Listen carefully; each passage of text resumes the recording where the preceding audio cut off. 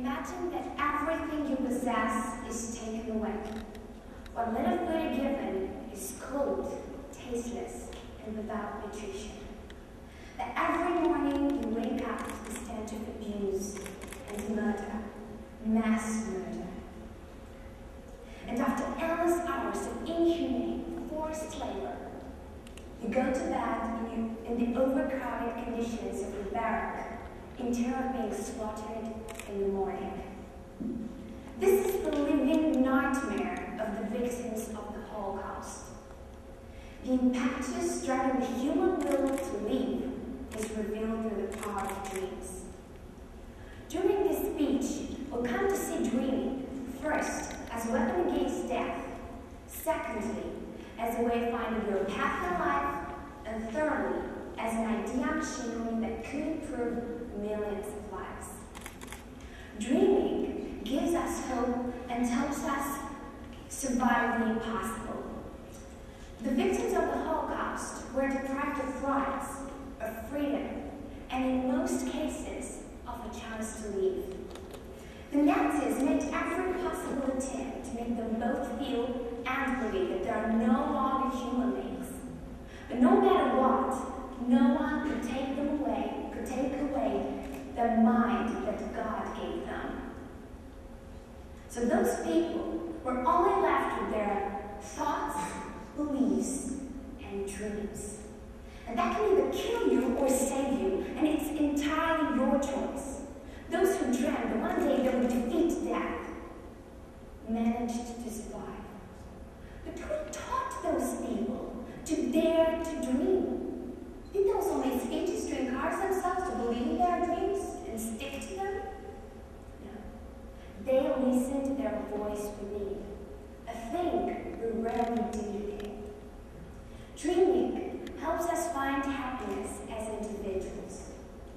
Our whole education is based on practical thinking, on accomplishing as many things as possible in as short time as possible, missing the whole point, missing the dream waiting to be turned to reality. Moreover, parents usually scold their children for being too greedy, for having aspirations too big for them. And so, we wander through life with no goal. But waiting for what? Waiting for somebody to tell us what to do? Do we want that? To get old and great advice from youngsters and things that we dreamt of and didn't fulfill and now regret it? Do we really want that? To fake happiness?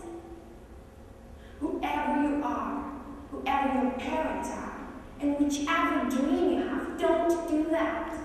Keep on dreaming. Keep on dreaming till you know exactly what you want. If you don't have a goal, go get a goal. Don't be afraid to just pure fantasy.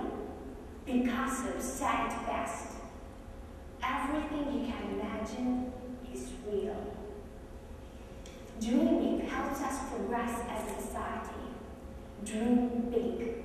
Dream big, because you may have a dream for 1 million of people, or even more. You may have a dream that will change the world. Your world. Dreams mean progress. Take, for example, Dr. Martin Luther King. He had a dream that one day people will not be judged by the color of their skin, but by the content of their character.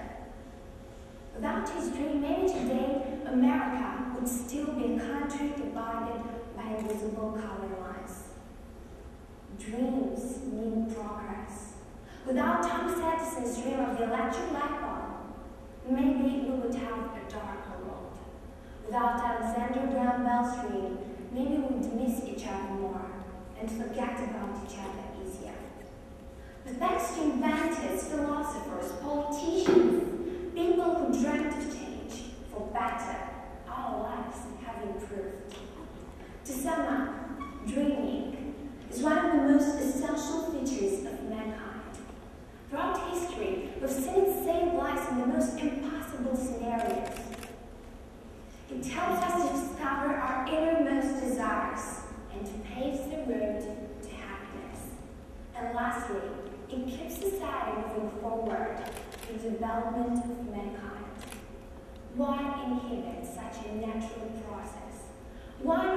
to nurture the dreams of our children in order to make a better future. Thank you.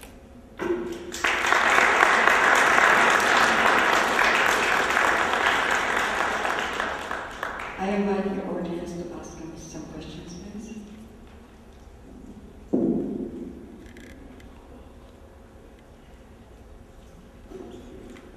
Were you ever stopped in your way when you had a dream by parents, by teachers?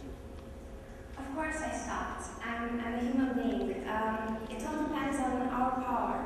I stopped because of the same circumstances. I stopped not because of my parents, usually they support me, they're very supportive.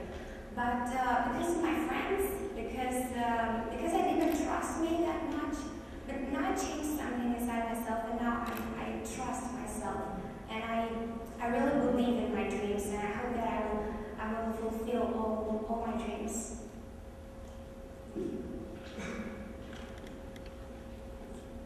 So you mentioned the example of a parent scolding his child for dreaming, but in some cases our elders usually try to show us the reality that surrounds us.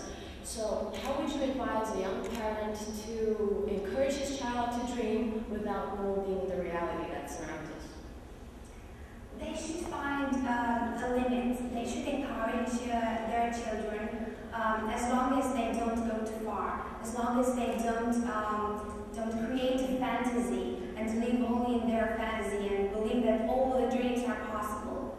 They should advise them to be rational, to plan, because planning involves dreaming and also being rational.